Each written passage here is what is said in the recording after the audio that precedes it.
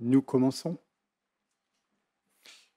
Monsieur le secrétaire général de l'aménagement du territoire et de l'environnement urbain, Monsieur Prévelakis, donc ancien ambassadeur de Grèce à l'OCDE, donc l'OCDE représenté ce soir également, chers collègues de l'Université du Littoral, Côte d'Opale, de l'Université de Thessalie et de l'OCDE, chers collègues, chers publics, l'Institut français est ravi de vous accueillir cet après-midi pour un colloque d'intérêt général de plus en plus prégnant, de plus en plus crucial. Le débat que nous ouvrons aujourd'hui porte sur une question complexe mais essentielle. Comment devons-nous adapter l'aménagement de nos zones côtières face aux impacts du réchauffement climatique? Alors, ça se traduit par une érosion croissante des zones côtières, par la montée inexorable du niveau des mers, des événements météorologiques qui sont de plus en plus violents. Et ces défis nous obligent à repenser nos méthodes d'aménagement du territoire, nos infrastructures et nos priorités en termes de développement durable. Il est indéniable que nos zones côtières, véritables poumons économiques et écologiques de l'Europe, sont aujourd'hui à la croisée des chemins. Une densité de population quand même importante sur les zones côtières. Aujourd'hui, nous avons la chance d'avoir parmi nous des experts scientifiques de divers horizons pour répondre à ces interrogations et débattre des stratégies qui pourraient façonner l'avenir de nos côtes. J'invite donc nos intervenants à partager leur expertise et leur vision sur ce sujet crucial afin que nous puissions ensemble construire des solutions durables. J'invite pour commencer nos présentations Monsieur le secrétaire général. Je vous en prie.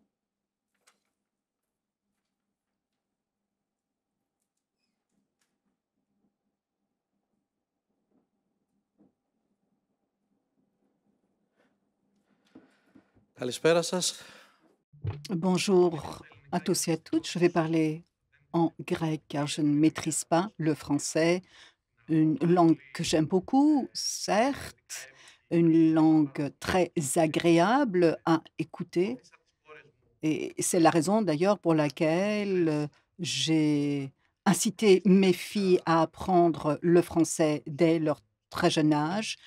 D'abord parce que j'avais des professeurs à l'université Metsovieux qui avaient fait leurs études en France, dans l'aménagement du territoire et dans la planification urbaine. Et tout au long de ce parcours universitaire, j'ai pu constater l'excellente approche de la France en matière de planification territoriale, d'aménagement du territoire. Je dois vous dire que le week-end, à l'occasion de la réunion de notre conseil d'État sur le plan concernant les critères, peut-être vous l'avez lu, j'ai lu pour voir comment d'autres pays gèrent ces questions concernant la réglementation. J'ai constaté avec surprise qu'en France, il y a également des réglementations horizontales du règlement d'urbanisation. J'ai lu également le rapport qui prévoit que, exceptionnellement, pour des raisons d'économie d'énergie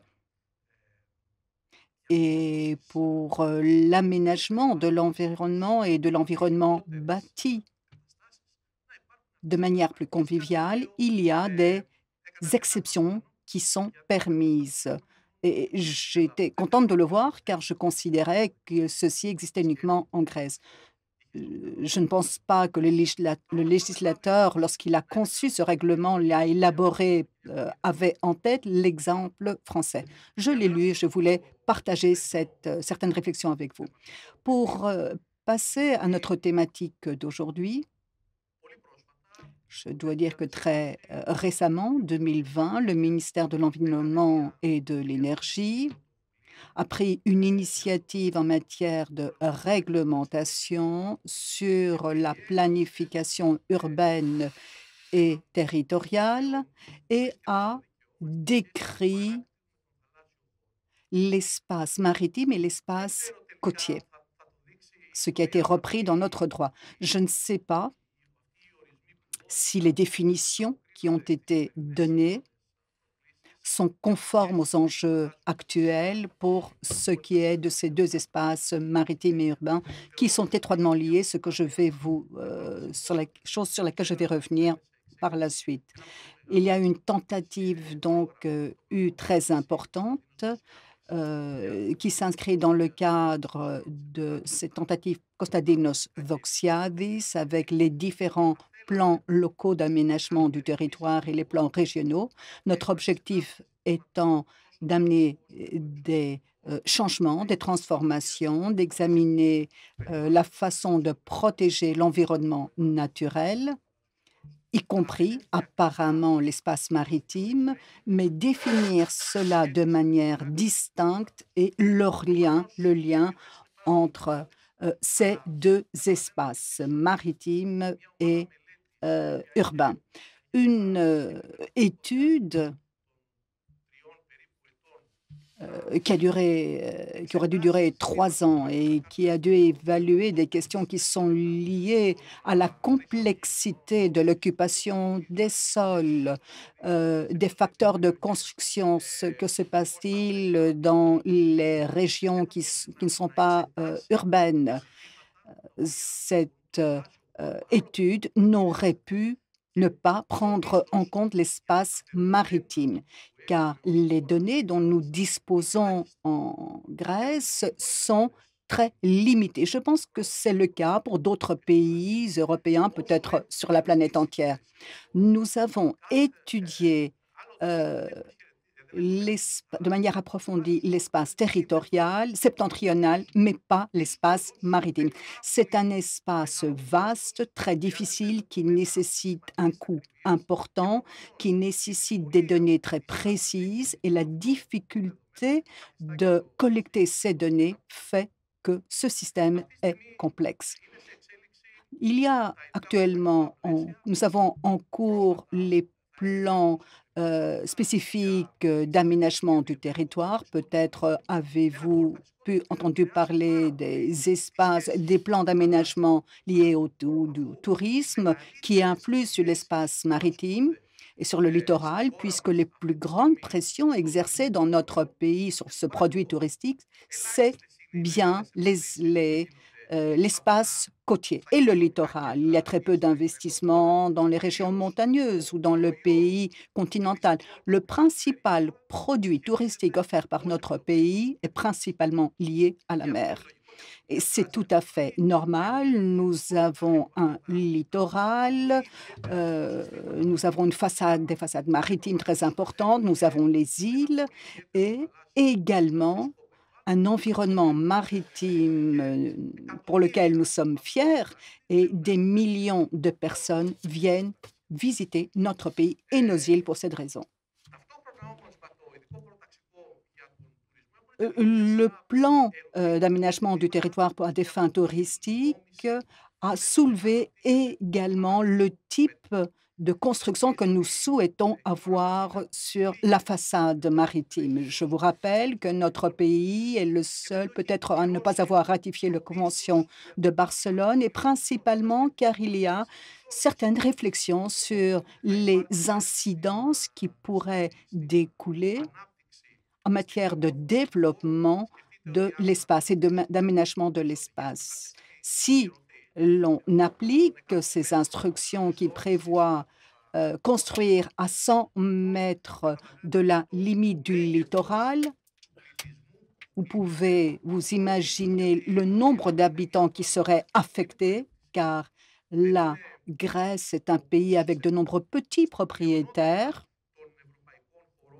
Dans la plupart des pays européens, le patrimoine, les biens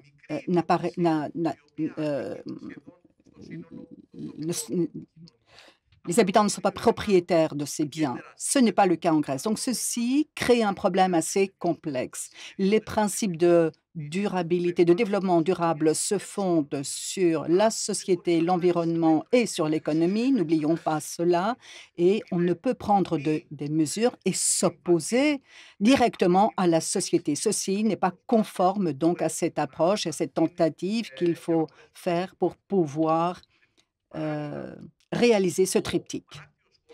Par ailleurs, l'espace maritime et le littoral et les plans d'aménagement liés au tourisme ont un élément euh, de- contradictoire. Nous avons des aquacultures dans la mer, du tourisme sur sur la partie terrestre, et il y a des questions qui découlent de tout cela et qui sont non, évaluées dans les plans d'aménagement du territoire, en tenant compte toutes les spécificités dont il faut tenir, avec l'extension de nos frontières maritimes à 6 000, s'il faut planifier en tenant compte des 6 000 marins, 12 000 marins, les questions qui sont liées au plateau continental, à l'organisation de l'espace maritime, toujours en tenant en compte qu'il faut protéger l'environnement.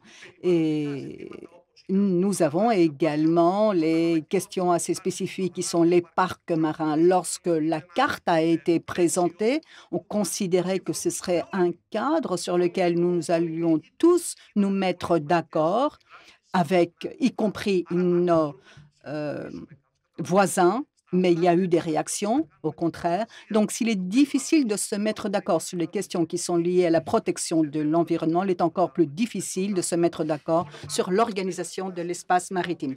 Ce sont des questions euh, très compliquées qui sont examinées par les ministères compétents, par les autorités compétentes et qui ont affaire également avec d'autres pays, la Turquie, l'Égypte, etc. Et je conclurai en disant que si l'on réfléchit sur le paysage et les infrastructures nécessaires pour pouvoir euh, soutenir le développement touristique dans notre pays, il faut réfléchir sur le modèle de l'espace maritime, de l'espace côtier que l'on souhaite avoir. Ce qui domine aujourd'hui au ministère en termes de réflexion, c'est que il y a un protectionnisme accru lorsqu'il y a un développement touristique important. L'objectif dans les années à venir, c'est que ce qui a déjà été bâti sur la façade, sur le littoral, que ceci puisse être aménagé. Car l'initiative privée dans notre pays a pu façonner notre pays. Nous avons eu les capitaux privés avec toutes les réglementations qui existaient en matière de construction hors plan urbain, et ils ont développé des activités économiques et commerciales sur la façade maritime. Le pari, donc, pour les années à venir, y compris dans les efforts de notre pays, les efforts déployés par notre pays pour le zéro carbone et pour toutes les initiatives entreprises sur le plan économique, c'est de mieux organiser notre espace public. Si vous avez l'occasion de visiter des régions où se développent des grands complexes hôteliers, comme en Crète, à Platanias par exemple, ou à Chersonissos, ou dans d'autres régions insulaires avec un fort développement de construction, alors qu'il y a des investissements pour construire des bâtiments de luxe, si vous voulez vous rendre à pied à un restaurant, vous êtes obligé d'emprunter un sentier avec son trottoir où tous les voitures circulent, les motos circulent, sans organisation, sans planification et qui ne reflète pas également la qualité de l'infrastructure touristique. Nous avons déjà octroyé plus de 400 millions en tant que ministère à différentes municipalités et régions pour qu'elles revitalisent leur région, pour améliorer cette image entre public et privé afin d'avoir un espace public encore plus important qui renforce la qualité de vie de tous et les conditions de vie de tous. Je vous remercie une fois encore pour cette initiative. C'est une question très cruciale et d'actualité. C'est avec un grand intérêt que nous allons écouter les résultats de cette discussion. Merci.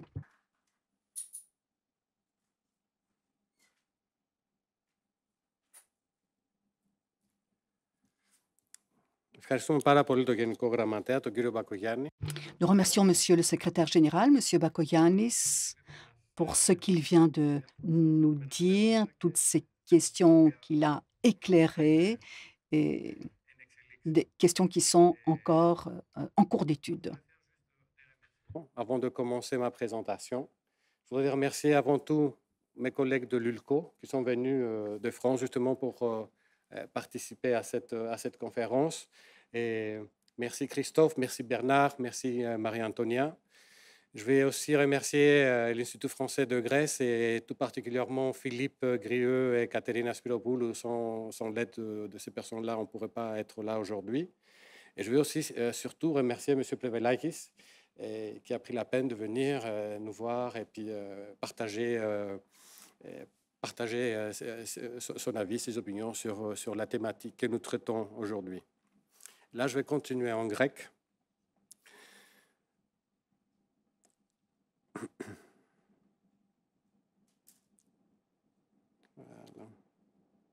Θα σας κάνω μια σύντομη παρουσίαση. Je vais faire une brève présentation.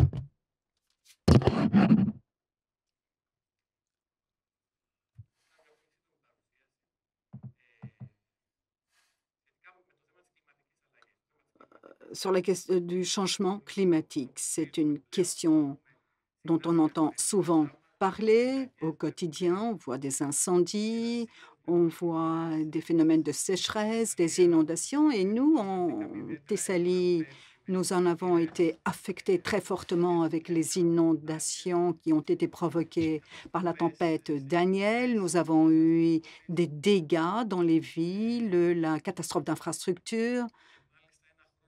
Et un an plus tard, les résultats de ce phénomène ont de nouveau réapparu dans le golfe du Pagassitikos, où nous avons vu des tonnes de poissons morts qui on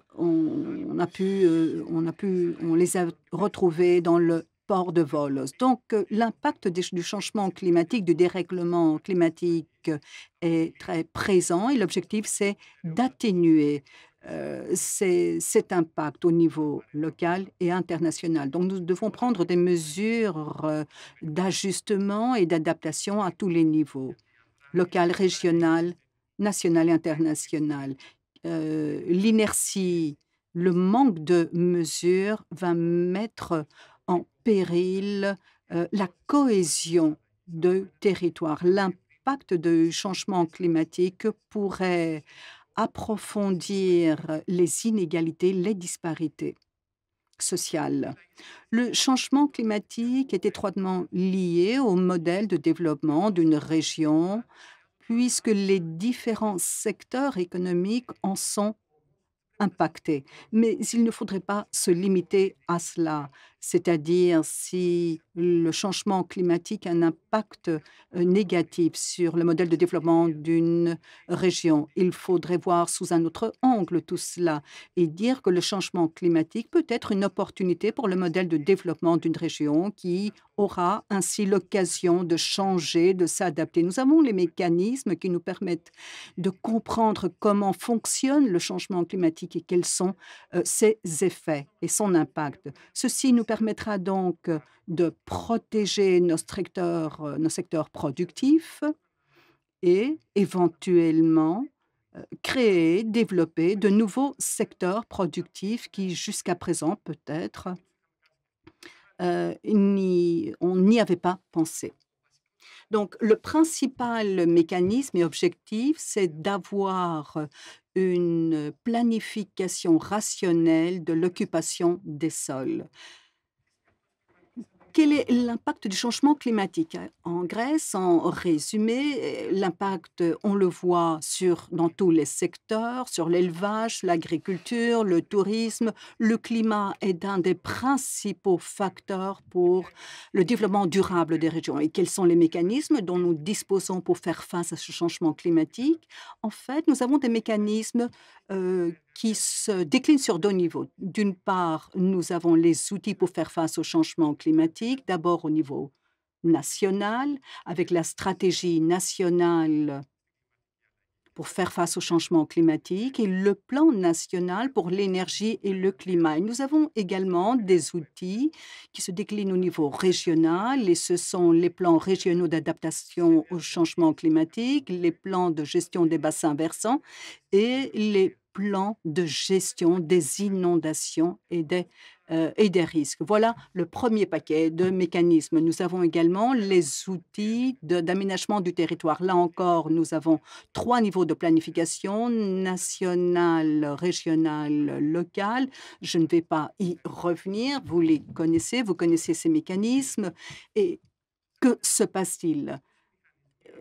Il il importe de voir comment ces mécanismes sont connectés. Nous avons fait une étude donc pour voir comment les orientations de ces mécanismes pour lutter contre le changement climatique sont connectées avec les mécanismes de l'aménagement du territoire, de la planification spatiale. Nous avons commencé d'abord par le niveau national où nous avons constaté qu'il y a effectivement un lien. Toutes ces orientations, toutes ces directives s'intègrent au niveau national, mais ces orientations ont une faible densité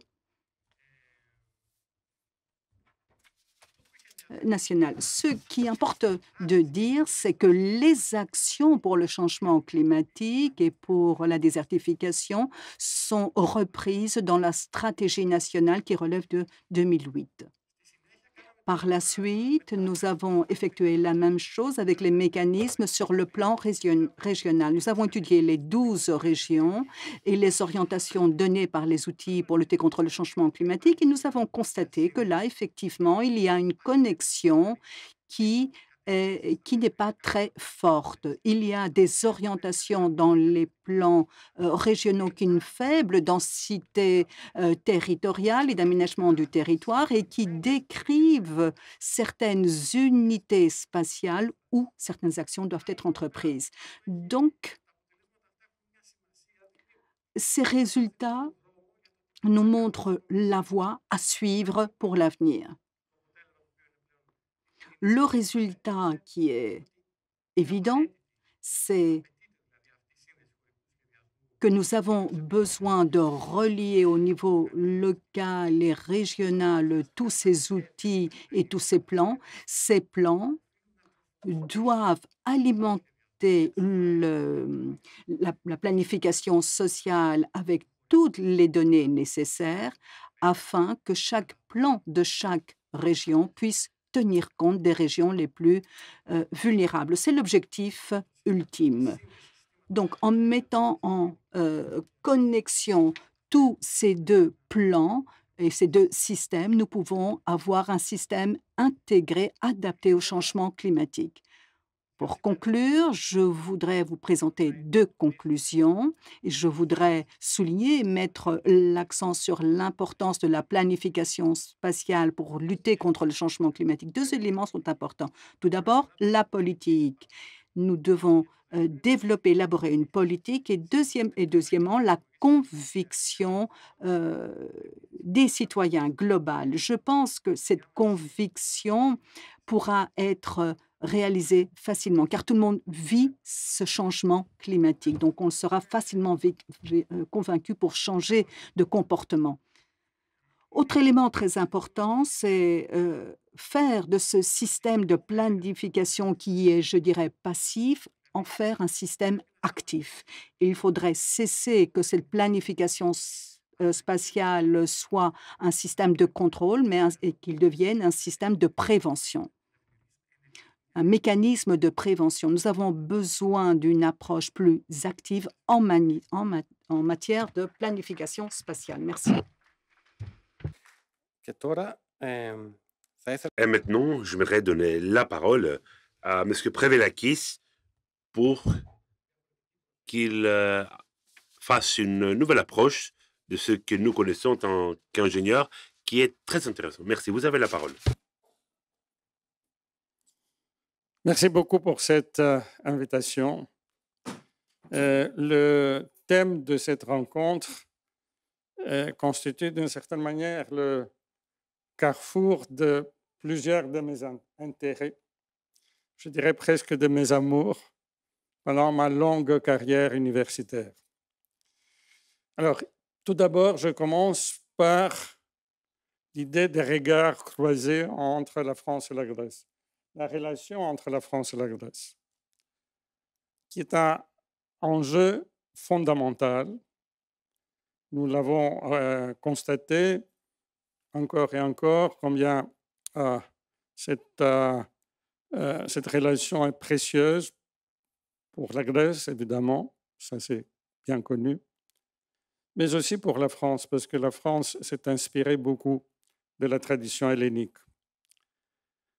Alors, cette relation a besoin d'être renouvelée et renforcée, parce qu'elle a subi un recul depuis la fin de la Deuxième Guerre mondiale. Et déjà, il y a l'enjeu de la francophonie qui est fondamental. Je vous donne un exemple qui, pour moi, est assez représentatif. Le recensement de population de 1961. Peut-être je vais passer en grec parce que je vois qu'il y a beaucoup d'étudiants grecs, c'est peut-être plus facile pour eux de me suivre. Η απογραφή πληθυσμού του 1961, Le recensement donc de la population de 1961 a été publié en deux langues, français et grec. En 1971, c'était en anglais et en grec. Donc il y a un moment de rupture qui est clair. La maîtrise du français et la connaissance de la culture française est plus qu'un outil de communication, car l'on vient en contact avec un mode de pensée, avec une tradition, avec une problématique qui a beaucoup à donner, y compris à notre approche, à notre science, à l'aménagement du territoire et à la géographie.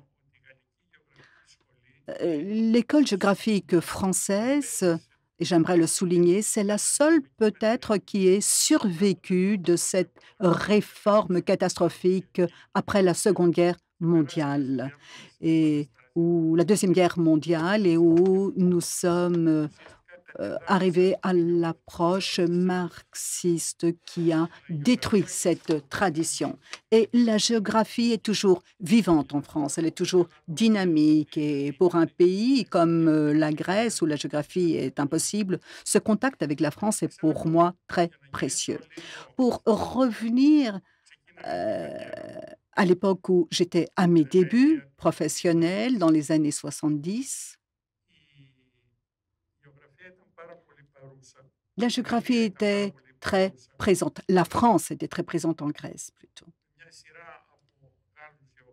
Avec une série de géographes français qui ont impulsé la recherche en matière de géographie. Certaines personnalités comme Kayser, Péchou, Kolodny, Burgel, Sévignon, je ne sais pas si vous les connaissez, ils sont venus en Grèce, ils ont fait des recherches et des études, ils ont fait leur doctorat, ils ont publié leur thèse et ils ont fondé la réflexion en Grèce. Il en va de même pour la planification spatiale et l'aménagement du territoire, et j'ai vécu cela personnellement, lorsque le gouvernement de Constantin Caramanlis s'était tourné vers la France pour s'inspirer de modèles en matière d'aménagement de territoire. Et là, il y a eu la thématique de la décentralisation, la thématique de l'aménagement du territoire. À l'époque, son conseiller, c'était Loukas Kyriakopoulos,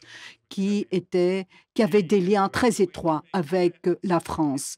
Et l'ordre que nous avions eu, c'était de nous mettre d'accord avec les Français, de nous inspirer de l'école française. À l'époque, la Grèce espérait mettre en place une politique d'aménagement du territoire et de planification spatiale. Ensuite, nous avons eu des évolutions politiques, un mouvement de populisme, la montée du populisme, le néolibéralisme qui a bouleversé tout cela. Et je vois aujourd'hui que cet espoir renaît de nous reconnecter à cette tradition. Et ceci me permet de passer à la deuxième chapitre, à mon deuxième amour, qui est la mer. Car la mer, comme on peut le voir dans le cadre de cette journée, remet au centre de l'intérêt, au cœur du débat, les échanges entre la France et la Grèce. Et pourquoi? Dans le cadre de nos efforts, ici ou ailleurs, pour développer ce dialogue entre la France et la Grèce, avec Michel Fouché, un de mes amis, une personnalité très renommée en France et en Grèce, nous avons pris l'initiative d'organiser des dialogues franco-helléniques. Le dernier de ces dialogues était à Alexandroupolis et la conférence précédente était à Paris sous le thème Thalassa de l'archipel aux océans. Il a eu lieu en février 2024 et nous avons essayé de traiter cette thématique de manière aussi globale que possible. Quelle est notre réflexion principale? Pourquoi avons-nous choisi ce thème? Car la France et la Grèce ont une force commune qui prend également l'aspect de l'impuissance. Ce sont deux pays pour lesquels la mer joue un rôle significatif. Pour la Grèce, comme vous le savez, toute l'histoire de l'hellénisme se fonde sur la tradition maritime. Depuis l'Antiquité, les Grecs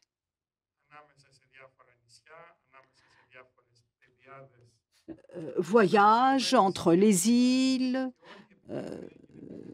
ou sur la partie continentale, et toute la communication se fait à travers les cours d'eau, à travers la mer.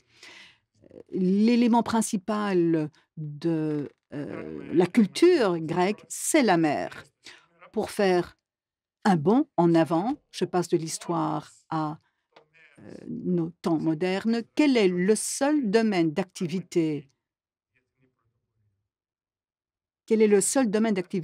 où la Grèce occupe une place prépondérante? C'est la marine. Nous sommes un pays donc qui a des liens dans tous les aspects avec la mer.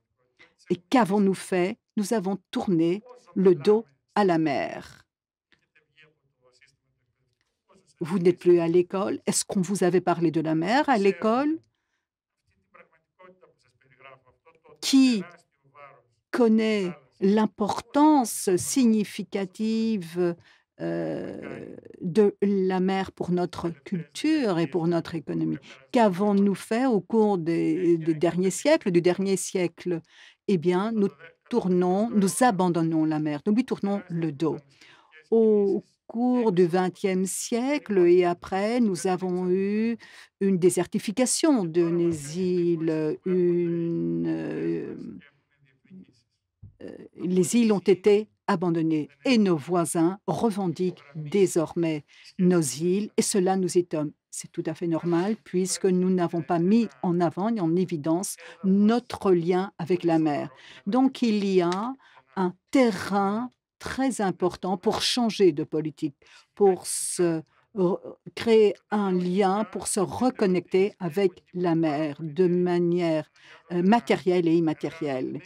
Et nous avons des jeunes scientifiques qui sont contraints d'avoir des salaires insignifiants, d'accepter des conditions de travail qui les incitent à quitter notre pays. Nous avons ce domaine de la mer qui offre d'innombrables opportunités à condition d'acquérir la connaissance nécessaire pour pouvoir mettre à profit euh, la mer.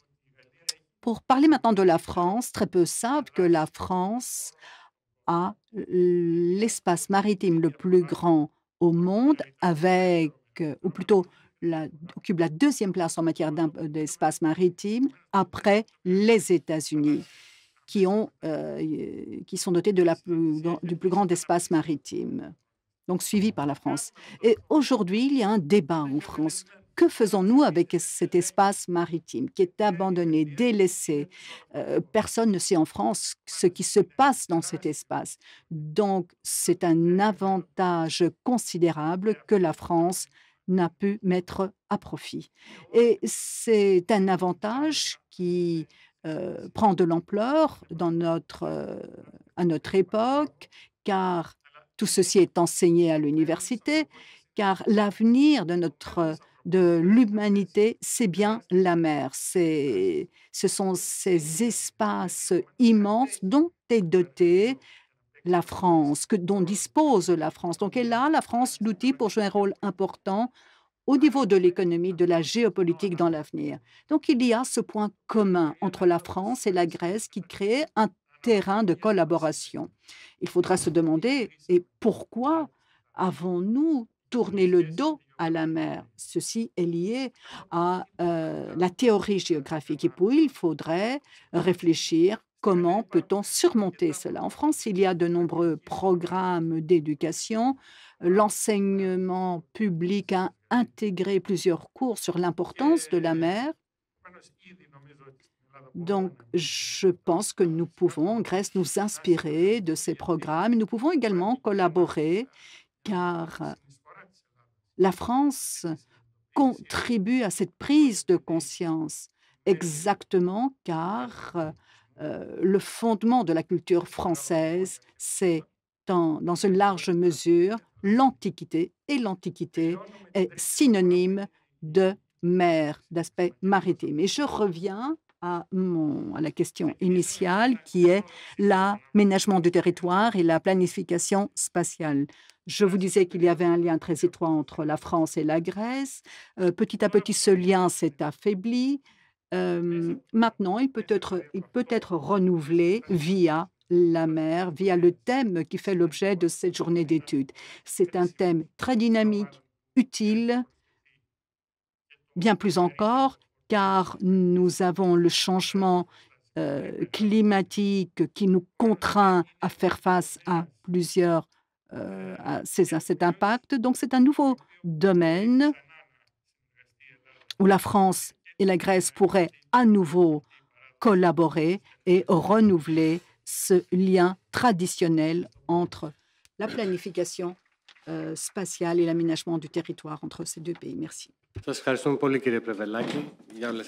Merci beaucoup, Monsieur Prevelakis, pour ces informations et cette rétrospection dans le passé, car c'est toujours très utile de révisiter le passé et l'histoire.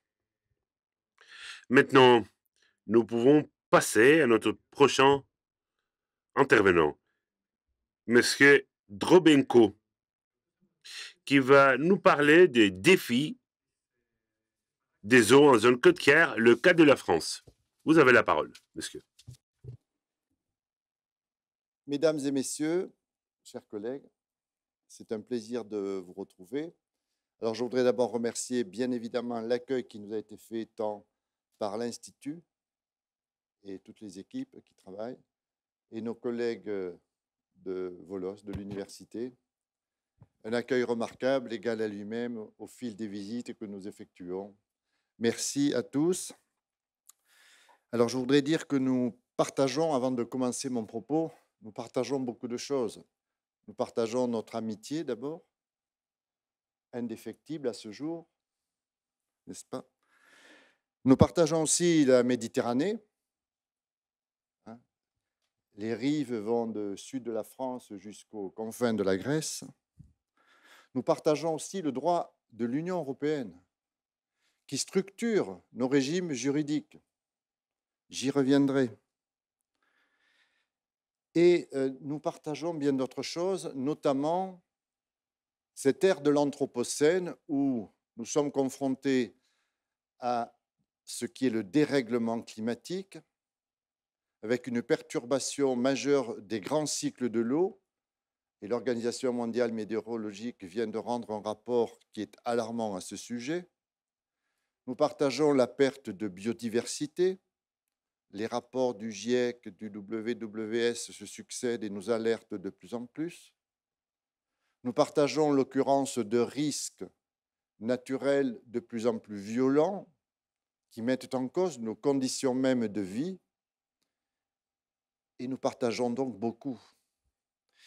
Et donc, on m'a demandé de traiter des eaux dans les zones côtières.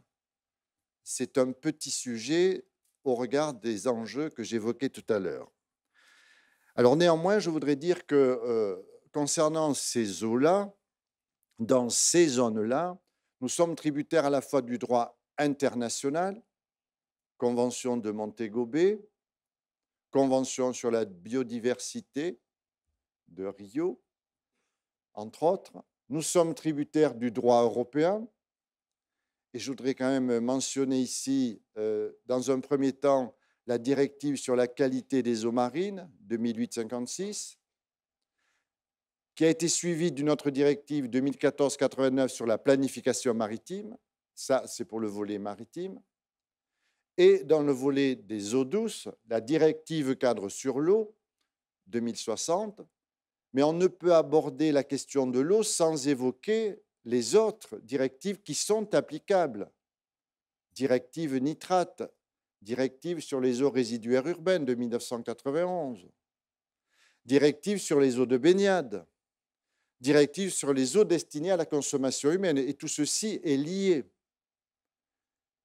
Et nous verrons comment, en fait, la France met en œuvre ces dispositifs que nous partageons, puisque nous partageons ce cadre juridique commun. Concernant donc cette interface terre-mer, il va de soi que la gestion intégrée des zones côtières doit nous interpeller. Amorcée à Rio en 1992, elle a fait l'objet d'une recommandation européenne en 2002 et d'un protocole à la Convention de Barcelone. Comment ce dispositif, à la fois européen et international, a été mis en œuvre? Alors la France a engagé dès 1964, en fait, la planification par bassin et sous-bassin, améliorée en 1992 et renforcée à partir de la publication de la directive cadre. Donc nous avons une gestion par bassin avec un comité de bassin et un schéma directeur d'aménagement et de gestion de l'eau et des sous-bassins avec une commission locale de l'eau et un schéma d'aménagement et de gestion de l'eau. Donc, la planification est organisée autour de l'écosystème. Et comme il y a des risques et qu'il y a la directive aussi sur les risques 2008-56, sachant que cette directive-là, elle oblige à planifier la prévention, la prévision des risques. Plan de gestion des risques d'inondation qui est calqué sur le bassin du schéma directeur d'aménagement et de gestion des eaux et qui est lui-même calqué, repris par des plans de prévention de risques naturels, donc au plan local. Plan de prévention des risques naturels littoraux, plan de prévention des risques d'inondation, etc., etc.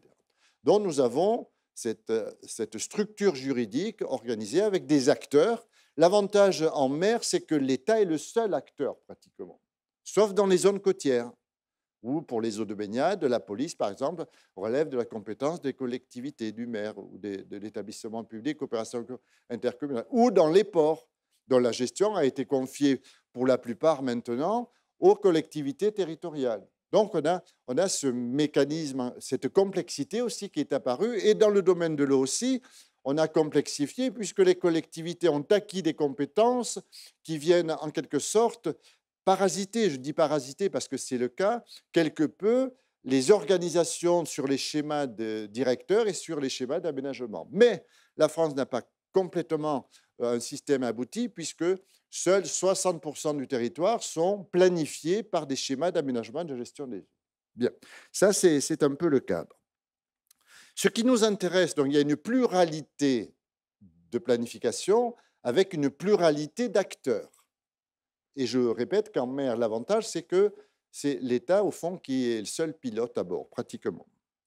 Alors, comment cela fonctionne-t-il? Vous allez me dire, mais alors c'est extraordinaire avec tous ces outils.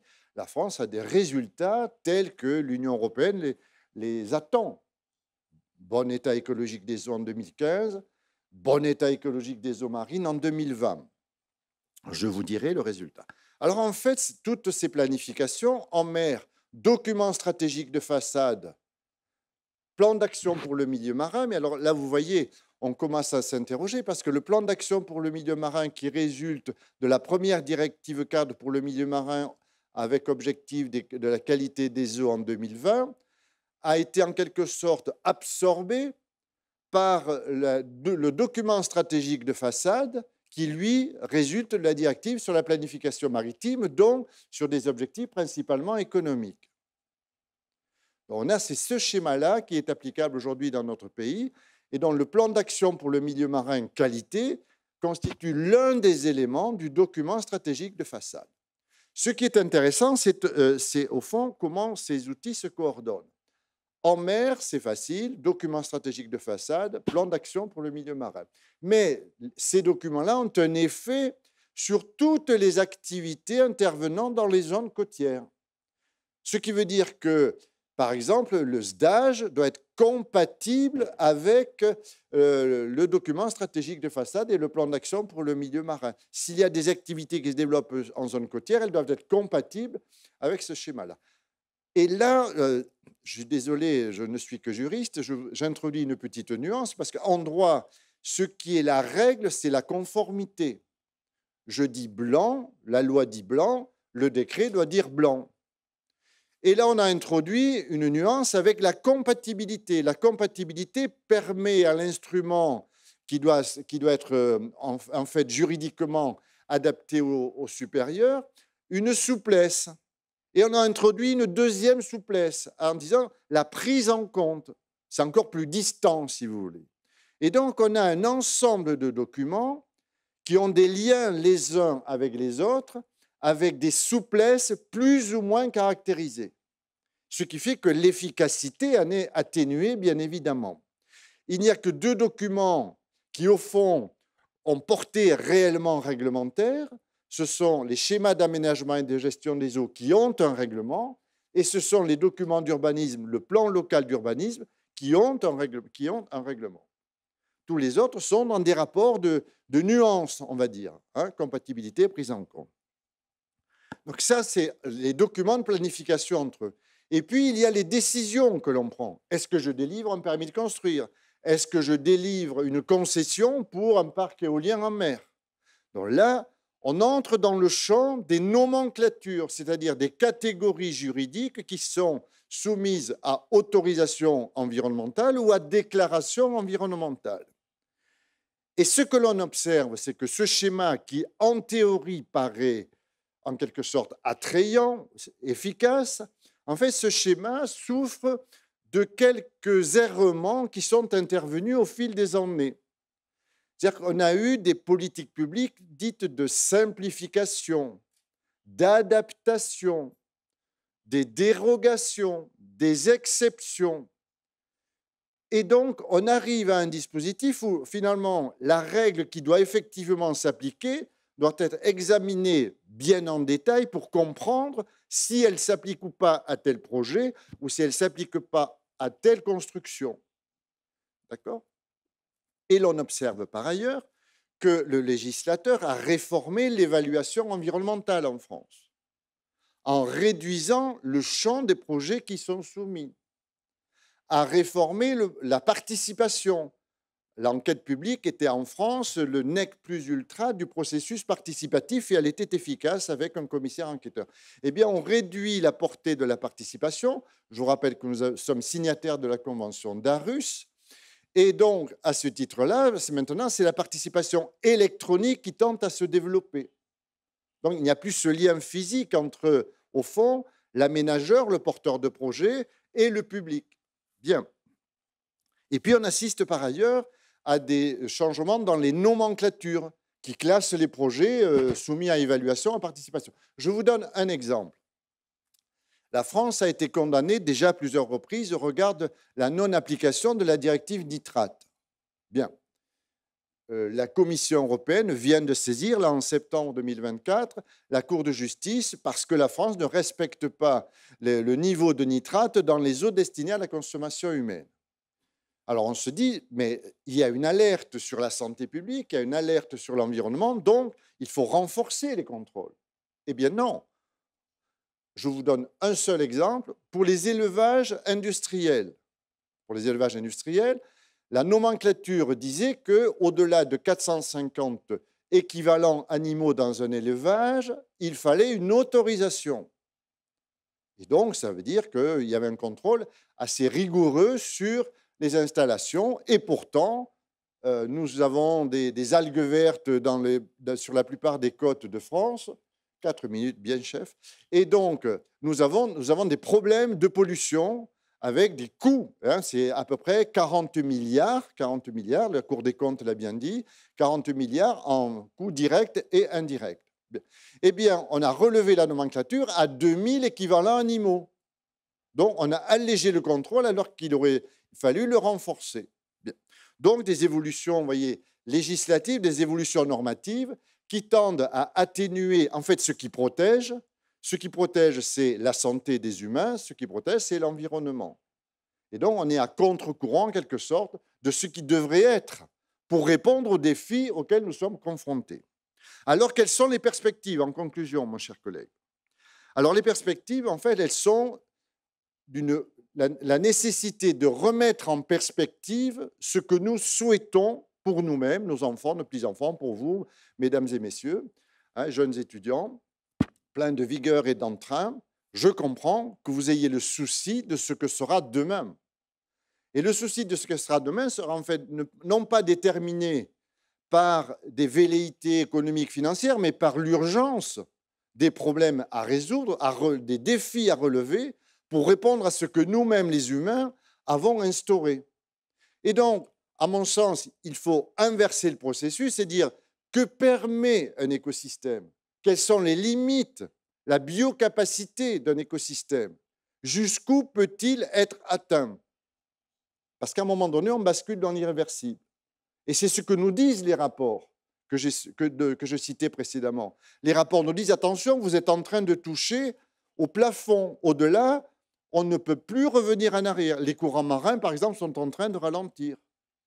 Hein, c'est une réalité. Les couches stratosphériques sont en train de se modifier.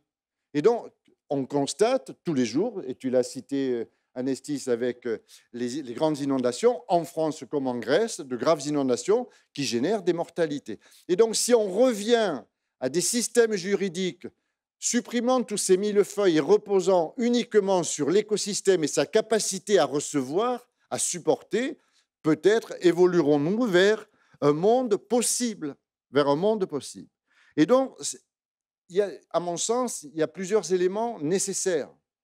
D'abord, évidemment, il y a la culture. La culture et la prise de conscience que nous vivons dans un monde qui est désormais dangereux parce que nous l'avons créé dangereux. Le deuxième élément, c'est le courage politique, le courage de décider, le courage en association avec le public, de changer en quelque sorte le logiciel de nos fonctionnements. Et puis le troisième, évidemment, c'est la détermination. Je vous donnerai un seul exemple qui concerne le domaine de l'eau. Évidemment, si l'on applique le principe pollueur-payeur, par exemple, on modifie les données. Et si dans le même temps, on met en œuvre un processus plus participatif, eh bien, on modifie aussi les éléments structurels du devenir. Et le tribunal international de la mer a rendu un avis en mai 2024 en demandant aux chefs d'État et de gouvernement de prendre des mesures efficaces pour réduire les effets des actions humaines sur les territoires, sur les espaces marins. C'est le tribunal international de la mer qui demande, c'est un avis de mai 2024. Et que demande-t-il? Il demande tout simplement que les États évitent de déverser dans les mers leurs rejets. 80% des pollutions marines sont d'origine terrestre. Et sur les zones côtières, puisque le sujet c'était les eaux côtières, que constate-t-on? Les estuaires sont en quelque sorte des déversoirs, comme une chasse d'eau que vous tirez, vous évacuez vers la mer vos pollutions. Les mangroves sont en train de mourir et les coraux sont en train d'être tellement perturbés qu'ils sèchent. Et donc nous avons là à la fois des orientations et des indicateurs qui nous permettraient de changer un petit peu de logiciel. Voilà, j'ai dit.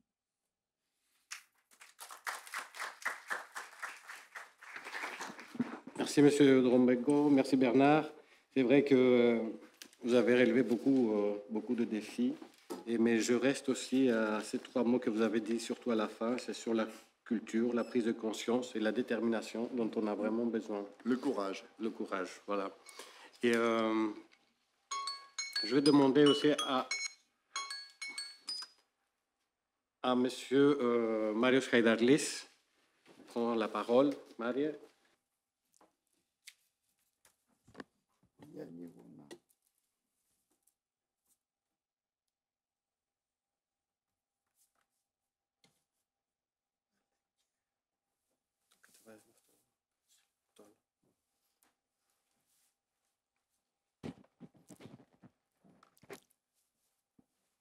Καλησπέρα σε όλους και από μένα.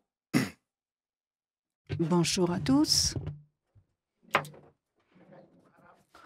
C'est un réel plaisir pour moi de me retrouver ici avec vous. C'est la 2e rencontre organisée par l'Université de Thessalie en collaboration avec l'Université du littoral Côte d'Opale. L'année dernière, une rencontre, une conférence a été organisée, une conférence plus générale où nous avons tenté de réfléchir et de voir comment l'aménagement du territoire est exercé en France en parallèle avec la Grèce et voir quels sont les points communs et les divergences. Sur ce, permettez-moi de rebondir sur ce que M. Prevélakis a dit. Ce sont les relations entre la France et la Grèce sur plusieurs questions au niveau de la politique, de la science, de la géopolitique et sur bien d'autres thèmes et niveaux. C'est une relation étroite et c'est là qu'intervient la collaboration entre les 2 universités. Et je voudrais ajouter à cela qu'au niveau de l'aménagement du territoire, de l'urbanisme, et j'ajouterais de l'environnement, ce sont les domaines que nous traitons, et de la gestion de l'eau, qui est le thème d'aujourd'hui, la France est pour nous un domaine, un pays d'inspiration pour la gestion des eaux. Et je passe à ma présentation où je vais parler sur le changement climatique, mais surtout, je vais essayer de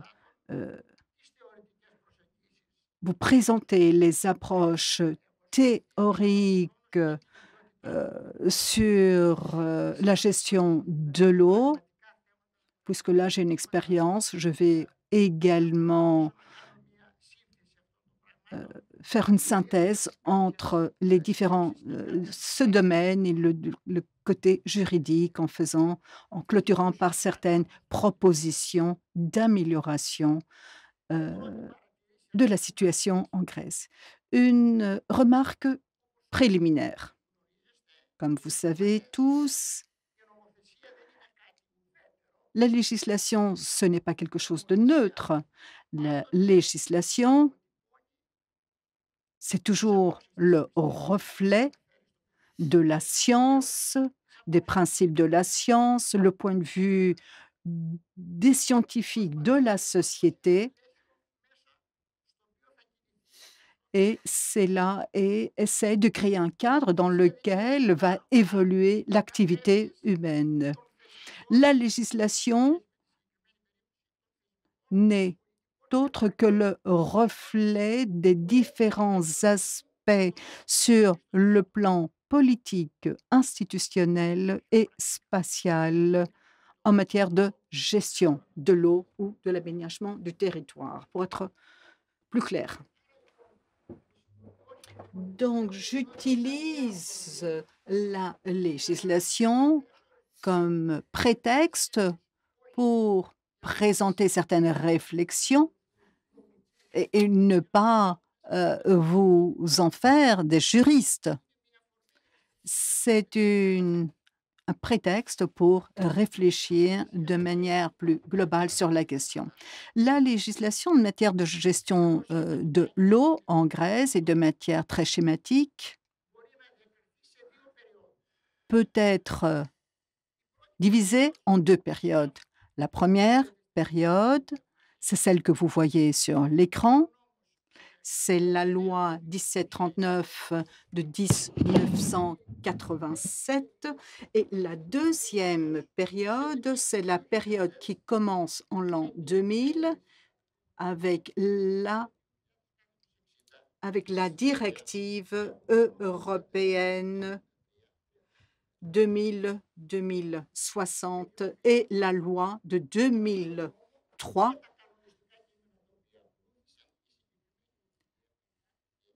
qui a permis d'intégrer la directive européenne dans la législation grecque. Pourquoi est-ce que je fais référence à deux périodes? En fait, ce sont deux périodes qui ont leurs propres caractéristiques et leurs propres fondements. La première période relève de la période de 1987 où la gestion de l'eau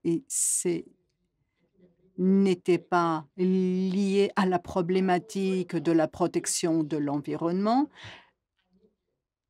La protection de l'eau, à l'époque, relevait du ministère de l'Industrie et de l'Énergie. Donc, ce n'était pas un problème environnemental, une question environnementale.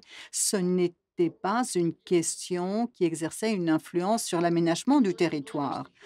Voilà le premier élément à avoir à l'esprit. D'où ce ministère, le ministère à l'époque, le ministère de l'Industrie, était en charge de cette question. En 2000, par contre, nous avons un changement considérable. La gestion de l'eau passe du ministère du Développement au ministère de l'Environnement. Donc, nous avons un tournant considérable. Autre changement,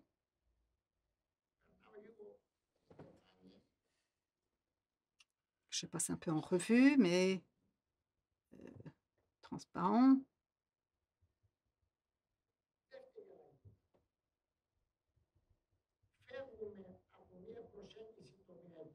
Nous nous éloignons de l'approche sectorielle à l'approche de gestion intégrée.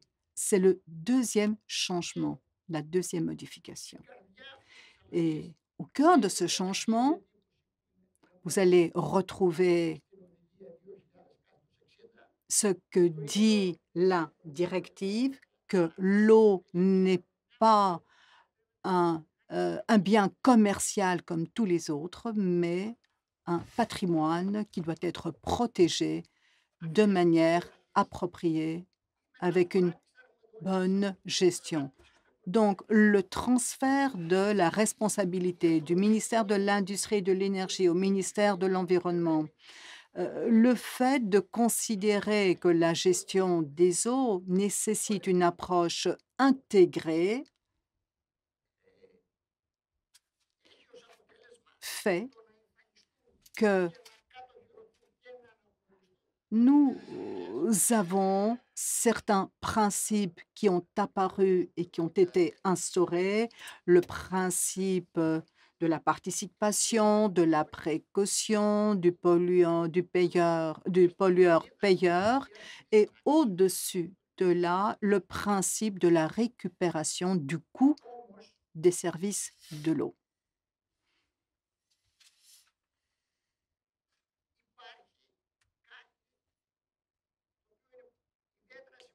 Mais il y a quelque chose de très important qui n'a pas changé. Entre la première et la deuxième période. Le législateur de 1987 divise l'espace, le territoire grec en 17 régions hydrographiques. La question de la protection et de la gestion des eaux a un aspect lié à la planification spatiale. Le territoire grec, donc, est réparti en 14 districts hydrographiques et c'est l'élément clé sur lequel je vais revenir pour faire part de certaines réflexions. C'est quelque chose qui n'a pas changé pendant ces deux périodes. Nous avons une nouvelle législation avec la loi de l'an 2000. Aujourd'hui encore, nous avons toujours 14 districts hydrographiques. Question. Est-ce que ceci est juste, correct? Est-ce que pour le territoire, pour l'environnement, pour la gestion des eaux du territoire grec, est-ce que cela facilite la gestion de l'environnement hydrique en termes qualitatifs et quantitatifs? Je pense que c'est la principale problématique à laquelle il faut réfléchir. Selon moi, il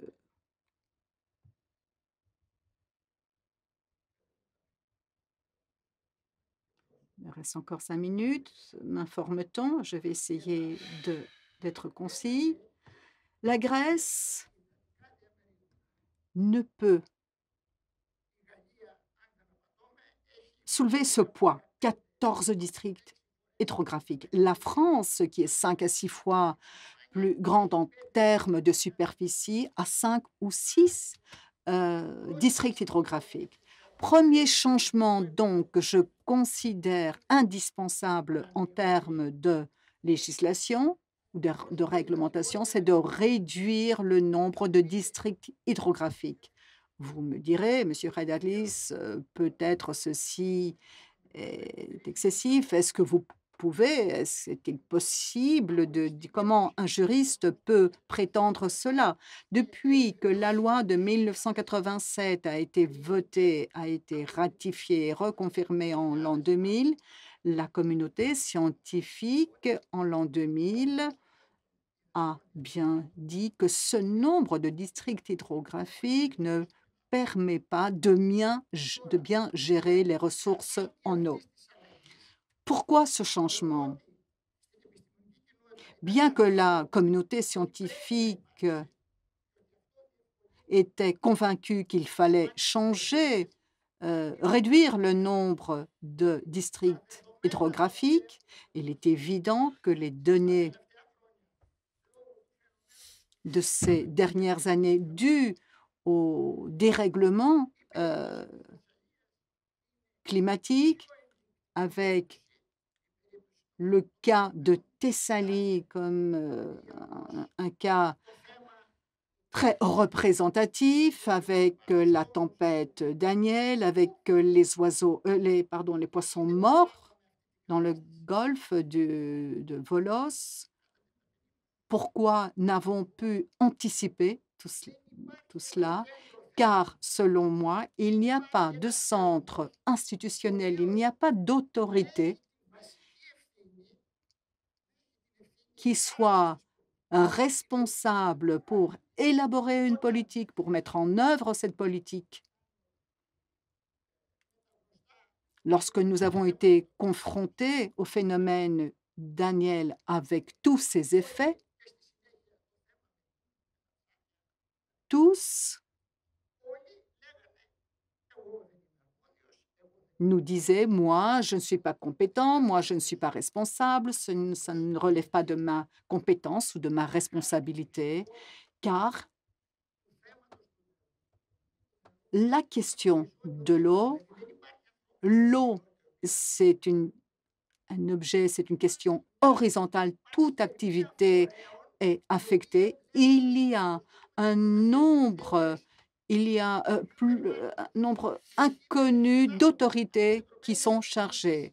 Euh, Autorités décentralisées, municipalités, régions, autorités de gestion des déchets et de l'eau, autres instances. Et cette dernière est désormais chargée de la réglementation des services en matière d'eau. Qu'est-ce que je voudrais mettre en évidence? Que ce caractère hétéroclite des différentes compétences et autorités crée une lacune et n'a pas permis aux instances grecques, à l'État grec, d'avoir une autorité capable d'intervenir au moment donné, ce que Aristote a décrit comme un énergie qui soit actif, qui ait les capacités, la dynamique qui lui permettrait d'agir et de prévenir. Et je pense que Rouliot, il s'en a parlé, c'est le caractère de prévention de tous ces plans. Donc, sa capacité d'intervenir le moment approprié. Première remarque donc, il faut changer le cadre juridique de la législation en Grèce pour ce qui est du nombre de districts hydrographiques, créer un centre de gestion des eaux de ressources en eau ou 4 ou 5 autorités ou instances en fonction du nombre de districts hydrographiques créés. Ce n'est pas quelque chose de nouveau ou d'original. Je me demande pourquoi a-t-il été difficile jusqu'à présent d'adopter cette approche.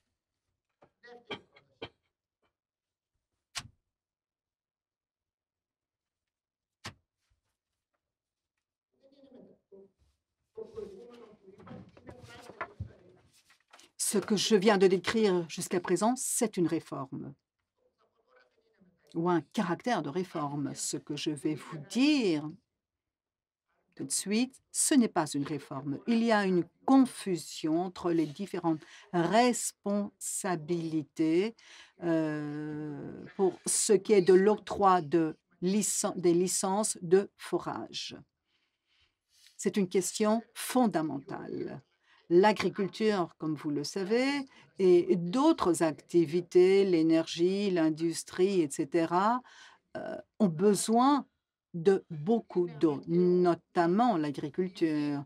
Donc, il faut résoudre ce problème de la compétence en matière d'octroi de licences de forage entre les différentes régions et les autorités décentralisées, où nous avons une sorte de paralysie qui se crée, d'inertie dans certaines régions en Grèce. À cela également, il faudrait légiférer et prévoir une numérisation de l'octroi des licences de forage et que les responsables soient responsables au même titre que les ingénieurs pour la régularisation des constructions sauvages. 1 minute encore, s'il vous plaît. J'ai une approche critique, comme vous avez pu constater. L'objectif est de rationaliser les choses. Je vis cela au quotidien. Je suis d'ailleurs cela de très près à travers mes recherches. Nous avons l'approbation de 14 plans de gestion des ressources en eau en Grèce. 14 études ont été approuvées pour chacun des districts, des études de 500 pages, 800 pages, voire plus, des études qui sont peut-être correctes, mais qui restent des études. Et ici, je rejoins la problématique de Bernard Dobenko pour ce qui se passe en France. Voyons maintenant les plans de gestion. Que prévoient ces plans dans leur part juridique? On constate qu'il y a une programmation de travaux et d'actions qui sont liées à l'eau et qui tient compte des dispositions, des plans de gestion des bassins hydriques, des districts hydriques. Donc, les autorités ont des études de 1000 pages et lorsque le contenu scientifique doit être intégré dans l'aspect juridique, lorsque le côté juridique doit tenir compte de toutes ces constatations scientifiques, là, il y a deux énormes difficultés. Bernard, tout à l'heure, Drobenko a fait référence à la nécessité, au caractère contraignant et au caractère de conformité, entre autres. Si, par exemple, vous voyez ce que prévoit l'acte d'approbation de ces différents plans, il prévoit qu'il faut tenir compte en termes juridiques. Ceci veut dire qu'il peut se différencier à condition que cette position soit motivée. J'entends par là qu'il faut parler des choses très importantes, comme le changement climatique a créé circonstances nouvelles. Les enjeux sont très importants. Donc, la dimension institutionnelle de la gestion et la dimension juridique de cette gestion et la dimension politique doivent pouvoir faire face aux nouveaux enjeux et défis. Merci. Merci beaucoup, M. Khadarlis. Vous avez parlé du sujet très intéressant, l'eau en tant que bien public, les différentes questions sur les 14 compartiments. On dirait qu'il s'agit de défis. Il est vrai qu'en Grèce, le monitoring est problématique. Il y a plusieurs lois, beaucoup de lois, il y a des directions, mais au niveau institutionnel, il n'y a pas les outils pour ce monitoring, principalement pour ce qui est de l'espace ou des différentes questions liées à l'eau, afin d'avoir un observatoire et afin que puisse connaître ce que nous devons faire. Vous avez apporté plusieurs choses, mais maintenant, n'avons plus de temps et on va passer à l'intervenant suivant. Passons à notre collègue Christophe Gibou qui va nous parler des enjeux du changement climatique pour les activités récréatives, ludiques et sportives en zone littorale. Vous avez la parole, Christophe. Aux organisateurs, à l'Institut français de Grèce et à l'Université de Thessalie nous accueillir ici une nouvelle fois et pour organiser cette manifestation d'intérêt incontestable, d'intérêt scientifique incontestable et d'intérêt aussi pratique incontestable pour les territoires. Je vais intervenir sur les activités récréatives littorales face au changement climatique et poser la question de savoir si on est entre des stratégies d'adaptation et des mutations culturelles.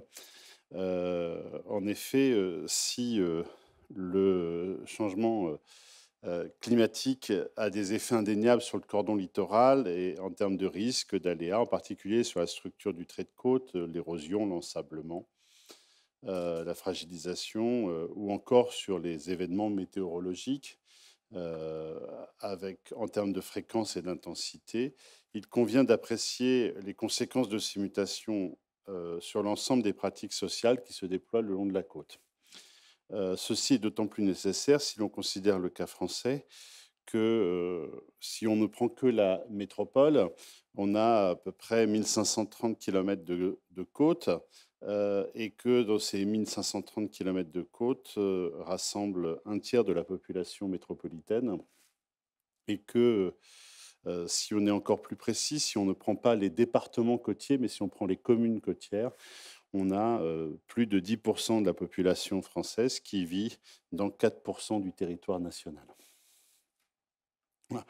C'est une situation qui n'est sans doute pas très différente de beaucoup de pays comme la Grèce qui ont une façade maritime importante. Parmi l'ensemble des activités qui s'organisent sur ce littoral, nous ferons présentement un focus sur les activités récréatives, à savoir celles qui agencent les loisirs, les sports ou encore le tourisme. En effet, pour ces activités récréatives, le littoral est une ressource territoriale importante, essentielle même, et comme patrimoine géophysique, social et culturel, il est valorisé et mobilisé pour assurer l'essor des dites pratiques et subséquemment le développement des territoires sur lesquels elles se déploient. Face à ces bouleversements climatiques et à leurs conséquences sur la côte, il y a maintenant urgence à réfléchir à une mise en œuvre de ces activités qui soit plus attentive, plus respectueuse de l'environnement et prennent en compte de façon indispensable, d'une part, la nécessité d'une adaptation de ces structures physiques, juridiques, sociales, culturelles. Ce sera mon premier point. D'autre part, un impératif à repenser l'ordre de ces pratiques récréatives. Ça sera le deuxième point de mon intervention. Et le tout permettant de poser l'hypothèse de la bascule d'une logique utopique vers une logique écosophique. Ce sera le troisième point conclusif de mon intervention. Premier point, donc l'adaptation des structures sociales, culturelles, juridiques, physiques existantes. J'ai choisi, pour simplifier un peu, de faire un focus sur deux types d'adaptations principales, qui sont le renforcement des structures pour maintenir les activités en l'état, ou alors le retrait des structures, les deux grandes stratégies qui existent. Ces pratiques d'aménagement, d'adaptation sont de nature différente aussi selon les lieux, selon les situations ressenties d'urgence. Alors, d'un point de vue du renforcement des structures pour maintenir les activités, il y a d'abord un arsenal juridique important. Je ne vais pas développer, Bernard en a beaucoup parlé déjà avant. Je vais juste rappeler qu'au niveau européen, on pourrait mentionner la Convention de Barcelone, on pourrait parler des zones Natura 2000 ou encore de la directive sur les eaux de baignade qui est fondamentale dans les activités de loisirs ou les activités sportives de pleine nature littorale. On pourrait également, au niveau national, penser aux zones d'intérêt écologique, faunistique ou floristique, ou dans certaines métropoles littorales, je pense à Marseille ou à Nantes, la mise en place de zones à faible émission qui transforment les activités dans ces villes, ou alors dans de nombreuses collectivités locales, l'existence des plans de prévention des risques technologiques ou des plans de prévention des risques naturels. Je vais juste donner un exemple, c'est en Languedoc-Roussillon, on a travaillé avec des collègues sur la fragilisation du cordon dunaire par certaines pratiques récréatives, notamment la randonnée équestre, le VTT, le vélo tout-terrain, et puis les pratiques de drague et de séduction. Et en fait, il a été constaté qu'il y avait une fragilisation importante par le fait de ces pratiques, et des dispositifs de protection et de limitation d'accès à certaines zones ont été mis en œuvre pour que, je cite, la nature reprenne ses droits et que la protection naturelle des lieux soit mieux garantie. On a aussi, dans le cadre plus spécifique des ports de plaisance, ici ou là, une tendance au développement de travaux quasi pharaoniques destinés à les protéger des submersions ou des violentes tempêtes avec de l'enrochement accru des ports. On a un exemple sur la photo que vous voyez, qui est pris à 800, une petite commune à côté de Dunkerque, à côté de Boulogne-sur-Mer, pardon, où on enroche les digues afin d'accroître la hauteur des dispositifs techniques situés en première ligne face aux éléments que sont le vent et les marées. Cela peut même prendre un caractère encore plus systématique, avec, à l'instar de ce qui avait été réalisé aux Pays-Bas suite aux inondations de 1953, qui avait fait à peu près 900 morts et qui avait entraîné la mise en œuvre d'un plan dit Delta et la construction de digues gigantesques destinées à prévenir les raz-de-marée et les dégâts collatéraux. La deuxième logique, c'est le retrait des structures. On est là face à une urgence de situation, à la récurrence de tensions sur le territoire ou à la présence trop pressante d'aléas. On constate donc cet abandon de certaines pratiques ou l'abandon de certains lieux de pratique. La montée des risques conduit alors à des situations de prudence qui, du point de vue des autorités organisatrices, les collectivités territoriales, mais aussi les fédérations, les clubs dans le domaine du sport ou de l'hôtellerie de plein air, par exemple, c'est assez courant. On a des dispositifs qui existent, par exemple, qui obligent, face au recul du trait de côte, à l'abandon de pans entiers du territoire. On a des exemples dans la baie de Somme, où certains campings ont été fermés pour déplacer à l'intérieur des terres pour pouvoir garantir l'arrivée sereine de l'eau. On a abandonné le territoire à la mer. Voilà. On a aussi de plus en plus d'activités qui sont abandonnées par leurs initiateurs ou par leurs organisateurs parce qu'elles comportent trop de risques pour les usagers. Dans le domaine sportif, par exemple, on peut mettre en exergue l'arrêt de l'escalade sur de nombreuses falaises littorales. J'ai pris en exemple, c'est la photo de droite, c'est la falaise de Blanc-Nez à côté de Calais. Voilà. Et donc, c'est un haut lieu de l'escalade dans les Hauts-de-France. Et on est sur les bords de la mer. Et un pan entier de la falaise est tombé il y a quelques mois. Et du jour au lendemain, les activités d'escalade ont cessé. Et également le chemin des douaniers qui permettait de la randonnée équestre et cycliste sur les hauts de la falaise a dû être déplacé, aménagé pour pouvoir assurer la continuité de l'activité. À côté de cela, on a, deuxième point, l'émergence de nouvelles pratiques. Je vais essayer donc de faire un focus sur ces nouvelles pratiques et montrer comment elles traduisent une transformation des représentations culturelles du littoral et de la récréation et comment ces changements culturels sont intégrés dans des nouvelles pratiques. Alors, premier point concernant le littoral. En fait, le littoral, on le sait bien, est l'expression le paysage littoral est l'expression d'un milieu et ce sont les perceptions de ce dernier qui interfèrent avec la façon dont on va le comprendre et dont il va être appréhendé comme ressource territoriale. Le paysage, on le sait, est la forme d'un pays. Il a une valeur de distinction globale. Il décrit une contrée pour mieux la distinguer de sa voisine. Le paysage est ce que l'on voit. Il a la dualité du signifiant et du signifié. Il vaut pour lui-même comme vue. Il vaut pour ce qu'il exprime et ce qu'on lui fait exprimer.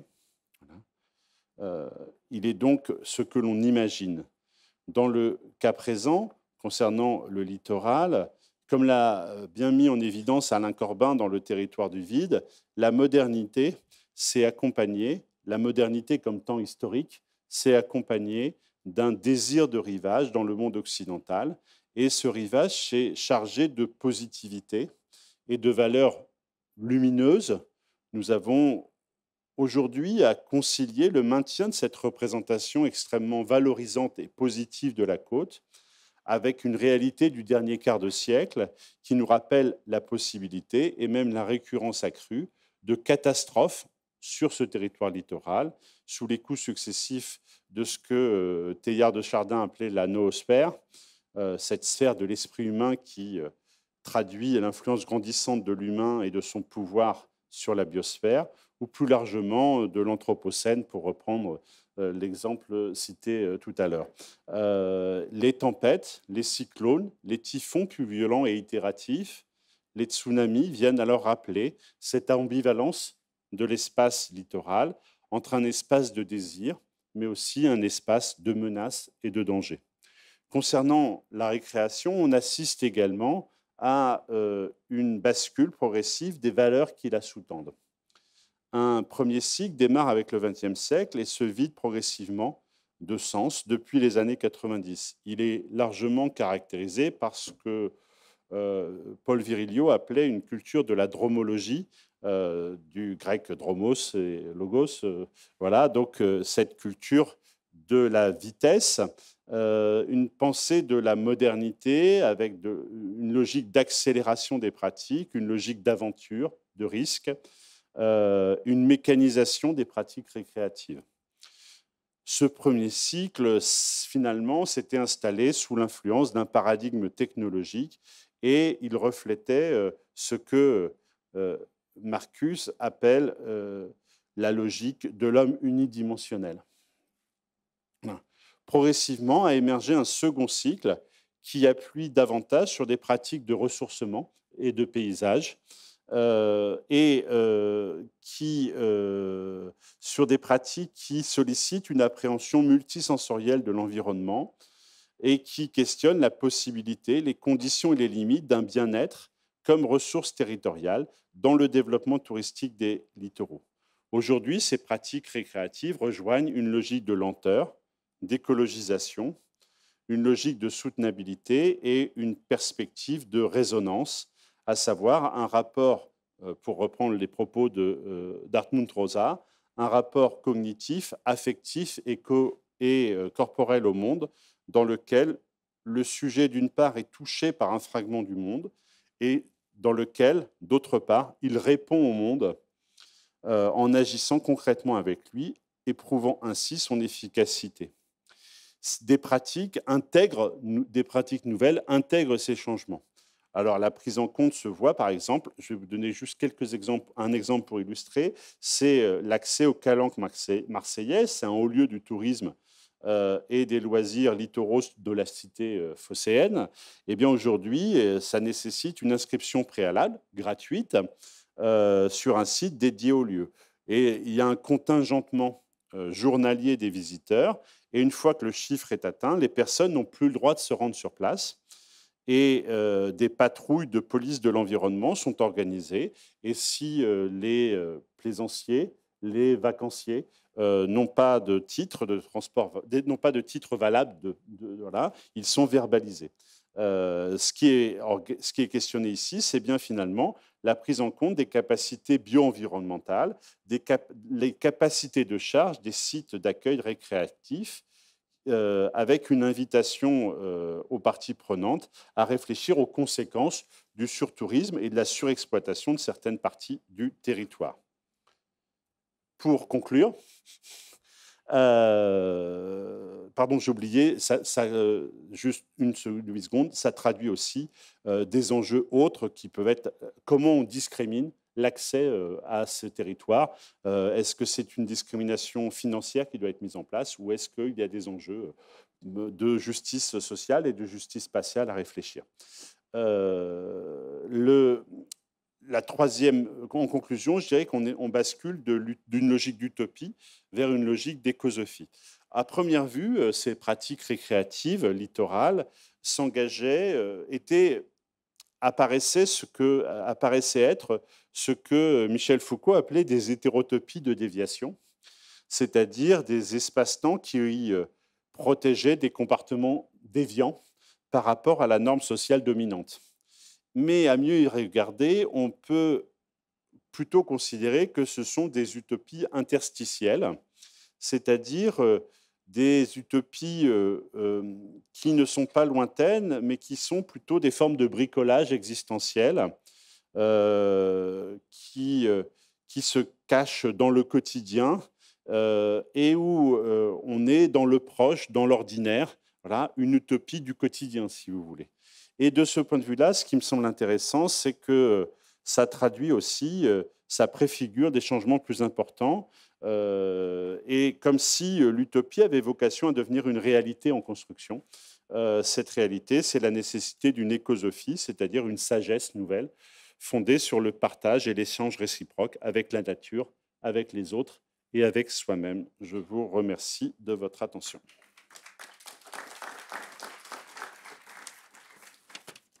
Merci beaucoup, Christophe. Je retiens ce mot à la fin, écosophie. J'ai bien aimé. Et je retiens aussi la nature reprenne ses droits. Ça, je trouve vraiment excellent. C'est vrai qu'on a besoin d'un changement de culture sur ce point-là.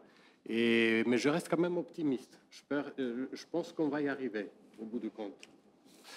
Et merci. Alors, et on va passer à l'intervenant suivant. Qui malheureusement n'est pas parmi nous, mais on peut l'avoir par visio, je pense. Et alors, il s'agit de Monsieur Philippe Desbout, qui va nous parler de la gestion des risques littoraux face au changement climatique, et il va nous parler justement de la comparaison entre la France et le Québec. Est-ce qu'on l'a en visio? Oui, je vous entends bien. Merci beaucoup. Vous m'entendez bien de votre côté? Très bien, merci. Bien, donc je vais évoquer avec vous donc cet après-midi la gestion des risques côtiers en France, principalement avec un petit focus sur le Québec, parce que nous avons eu un projet de recherche franco-québécois. Toutefois, en fait, j'ai choisi en fait cet après-midi de restreindre ma présentation. Ah, on me dit vous ne recevez pas le diaporama de votre côté, c'est ça? On va le faire, on va diffuser. Mais allez-y parce qu'on a 15 minutes, donc allez-y. D'accord. Donc, j'ai centré ma présentation sur l'enjeu de la participation du public. Je remercie en tout cas l'Institut français de Grèce, Anostis, Bernard Dobrinko et Christophe, en fait, de m'avoir associé à cette journée d'études. La question qui va m'intéresser dans la présentation, c'est celle-ci: pourquoi et comment engager les habitants dans la gestion des risques côtiers? Et autour de cette question, je vais apporter un certain nombre d'éléments de réponse avec un retour d'expérience sur 2 projets de recherche qui ont impliqué plusieurs chercheurs, à la fois en France, en Bretagne, à Nantes, à l'ULCO, à l'Université de Lille, et au Québec. Un projet qui s'est intitulé COSACO, qui a été soutenu par la Fondation de France, et un autre projet franco-québécois sur les démarches participatives qui s'est terminé l'année dernière.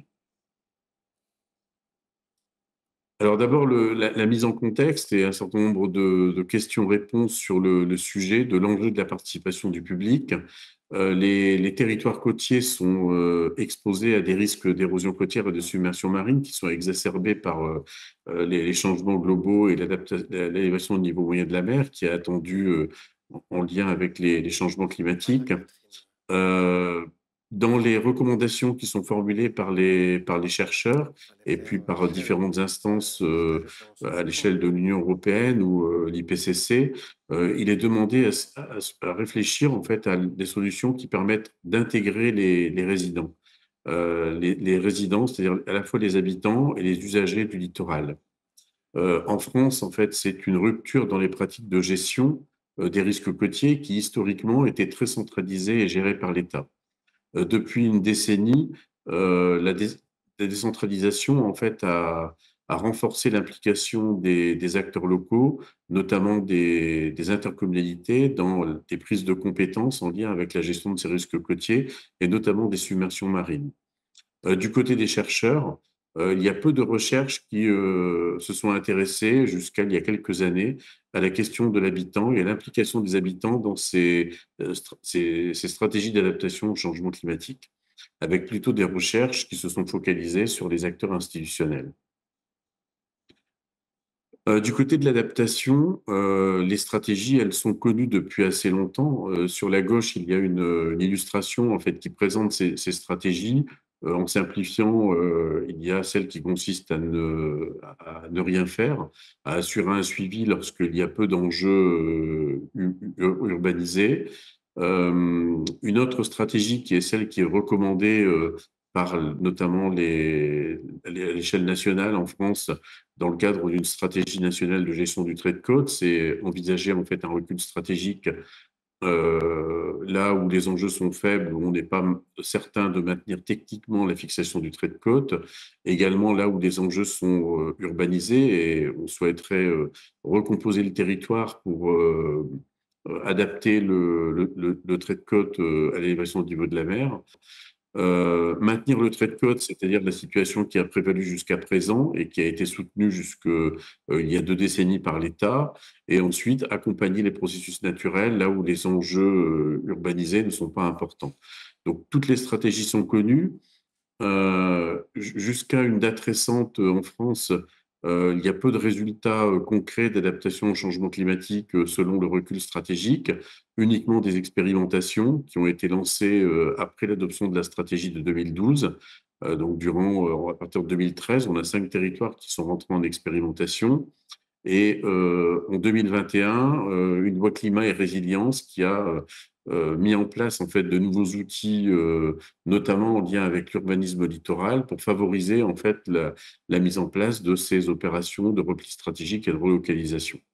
Toutefois, il y a une limite en fait à la mise en place de ces outils, c'est l'adhésion, à la fois la compréhension et l'adhésion des habitants du littoral, ceux qui sont directement concernés par cette stratégie visant la relocalisation.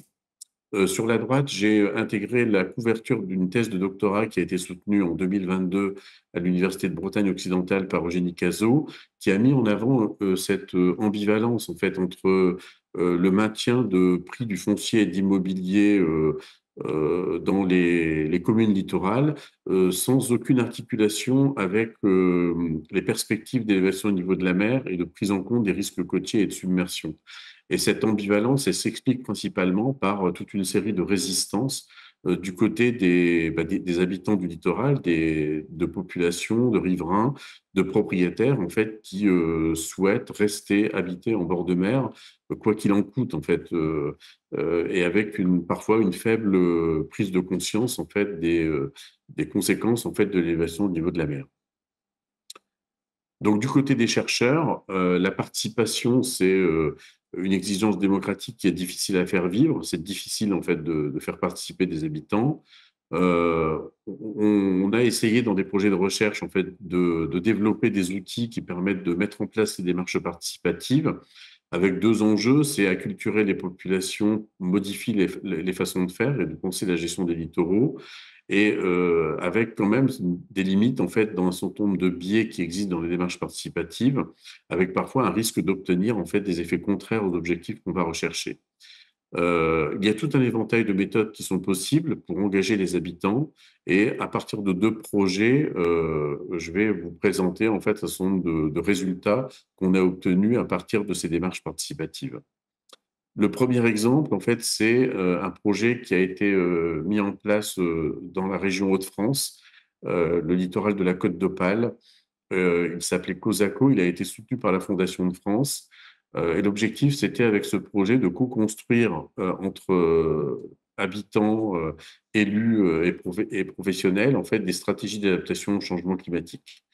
C'est un projet qui s'est appuyé sur 2 communes côtières exposées à la fois au recul du trait de côte et à la submersion marine.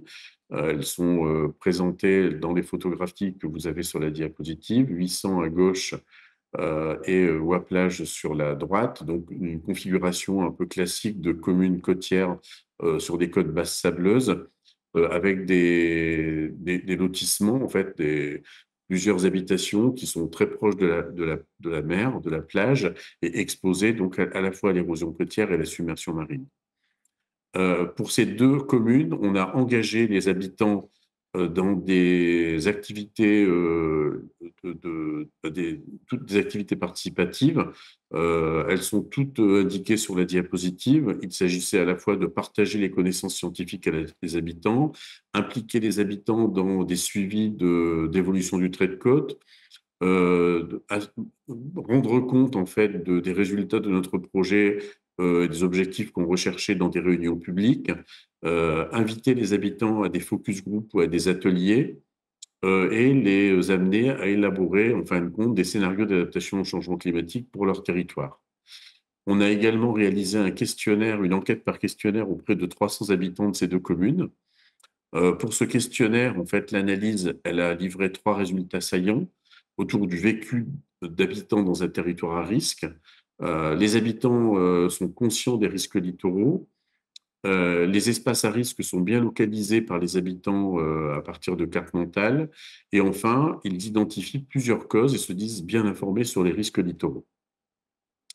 Donc là, c'est un exemple de résultat sur l'enquête par questionnaire qui montre sur les 2 barres à droite le concernement très majoritaire en fait, des habitants par rapport à la fois au risque d'érosion et au risque de submersion.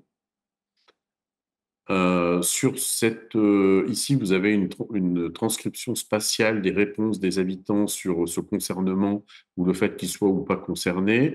Les points rouges, en fait, indiquent le fait que les habitants sont concernés et très concernés. Les points verts et bleus qu'ils ne sont pas concernés. Et on constate qu'à 800 à gauche, le concernement, il est majoritaire chez les habitants qui habitent en fait au plus proche en fait de la plage et de la mer. À Ouaplage, en fait, c'est un peu plus mixte, mais on retrouve en fait cette majorité d'habitants à l'intérieur du territoire littoral qui est très concernée en fait ou concernée par ces risques d'érosion. Donc une conscience en fait qui est très importante en fait dans la population de ces territoires. Autre question que on leur a posée, c'est leur position par rapport aux différentes options d'adaptation au changement climatique que j'ai évoquées précédemment. Là, je vais m'intéresser un peu aux 2 options qui sont à l'opposé l'une de l'autre, c'est-à-dire soit protéger le littoral et maintenir la fixation du trait de côte, en fait, c'est la couleur rouge, soit le recul stratégique, c'est la couleur verte.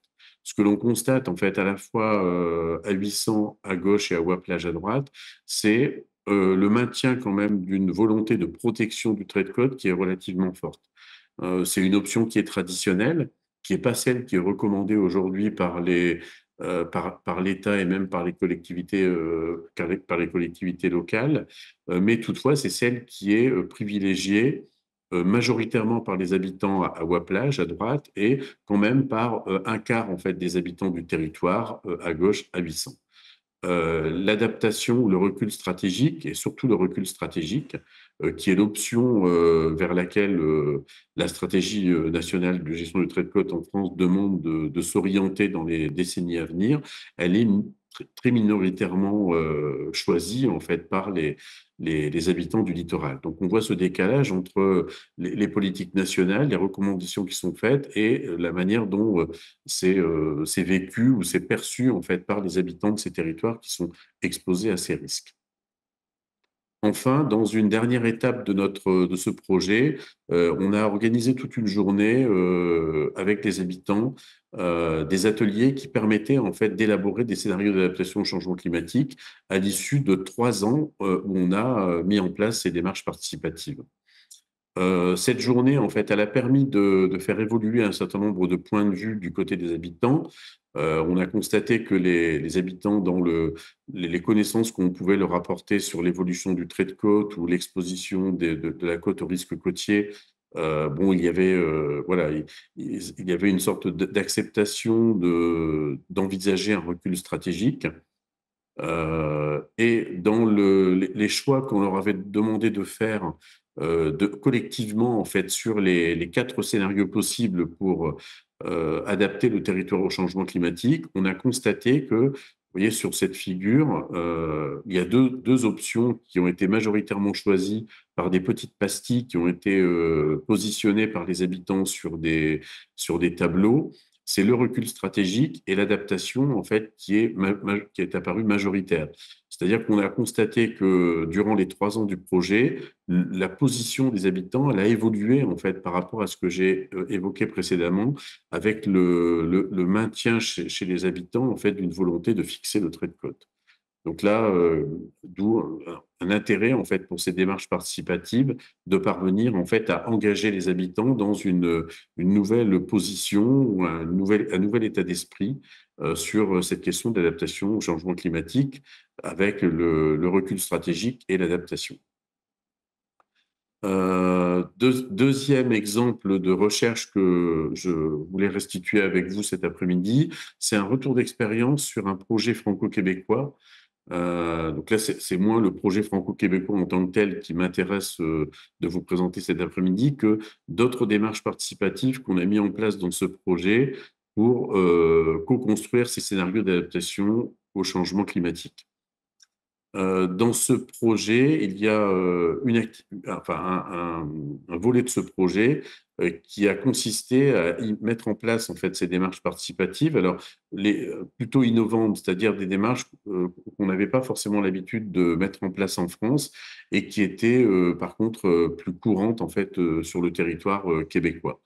Il y a deux démarches participatives que l'on a expérimentées. C'est d'une part le forum ouvert. Alors, ce projet avait deux territoires tests en France, le Pays Bigouden en Bretagne et la Matanie au Québec. Et sur ces 2 territoires, une étudiante à la maîtrise de l'UQAR a coordonné en fait la mise en place de 2 forums ouverts. Donc, cette étudiante s'appelle Alice Charbonneau. Le forum ouvert, c'est une activité collaborative en fait qui vise la création d'un espace de dialogue sur cet enjeu important de l'adaptation au changement climatique, en mobilisant des habitants qui se sentent concernés et qui veulent venir échanger, débattre et apprendre. Donc, une activité d'innovation qui est basée sur l'auto-organisation et qui encourage l'émergence de l'intelligence collective par la participation, les relations et l'apprentissage non structuré. Donc, cette activité, en fait, elle s'est déroulée durant une journée sur les 2 territoires. Donc là, vous avez un exemple du forum ouvert qui s'est déroulé en Bretagne le 12 mars 2022, qui a réuni une trentaine de participants. Et durant cette journée, on a constaté dans les résultats obtenus suite au débriefing qui ont été réalisés avec les habitants, du côté des habitants, la manifestation d'un besoin de connaissance en fait, sur le sujet des risques côtiers et de l'adaptation au changement climatique, beaucoup d'incertitudes, de complexité et aussi une peur du changement chez les habitants par rapport aux nouvelles solutions qui étaient proposées, avec faire sentir en fait, le besoin de nouveaux repères. Ils ont aussi manifesté un besoin de s'impliquer, de se mobiliser et d'être associés aux responsabilités et à la prise de décision. Une difficulté qui a été soulevée en fait dans cette activité participative, c'est la difficulté en fait de s'entendre autour d'une vision consensuelle du futur. Et ça, en fait, on a trouvé en fait dans le projet qu'une autre démarche participative était utile en fait pour lever en fait cette difficulté, c'est le jeu sérieux. Et donc ça, c'est une autre démarche participative que la communication suivante va vous présenter et qui s'est également intégrée dans le projet franco-québécois Haricot, dont je vous ai livré là une partie des résultats. Je vous remercie en tout cas pour votre attention.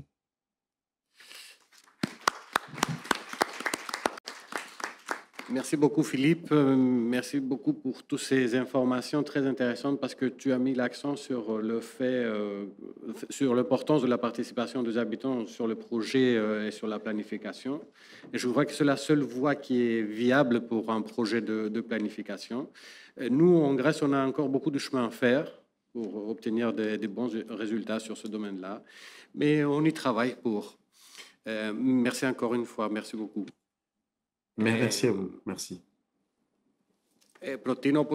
Donc, selon l'agenda, on devrait avoir une petite pause café, juste un quart d'heure, s'il vous plaît. Une pause café, et après, on peut reprendre, car on est en retard pour le deuxième tour des présentations. La première présentation va être de la part de l'OECE de Paris, et d'autres intervenants très intéressants vont suivre, qui sont ici avec nous.